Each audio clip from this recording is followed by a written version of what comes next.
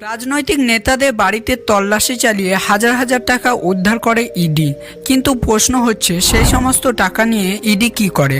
তো চলুন জেনে নেওয়া যাক। আইন অনুযায়ী বেআইনি অর্থ বাজেয়াপ্ত করতে পারে ইডি, কিন্তু তার নিজেদের হেফাজতে রাখতে পারে না কেন্দ্রীয় তদন্তকারী ইডি। এই টাকা রিজার্ভ ব্যাংক অফ ইন্ডিয়া বা স্টেট ব্যাংক অফ ইন্ডিয়াতে থাকা সরকারি অ্যাকাউন্টে জমা করেন তারা, এবং 180 দিনের জন্য সম্পত্তি আটকে রাখতে পারে ইডি। এই সময়সীমার মধ্যে কেন্দ্রীয় সংস্থা ইডি কাউকে গ্রেফতার করলে 60 দিনের মধ্যে তার বিরুদ্ধে চার্জশিট জমা করতে হয়। তবে সাপ্লিমেন্টারি চার্জশিট জমা করার সুযোগ রয়েছে ইডির কাছে। সেক্ষেত্রে ইডি কর্তারা হাতে বেশ কিছুটা সময় পেয়ে যান, এবং দেশের আইনে মানি লন্ডারিং মামলায় অভিযুক্তদের 7 বছর পর্যন্ত জেলের সাজা হতে পারে। কিন্তু বিরোধী দলগুলির অভিযোগ, ইডিকে রাজনৈতিক প্রতিহিংসার অস্ত্র হিসেবে ব্যবহার করছে কেন্দ্রীয় সরকার নরেন্দ্র মোদী।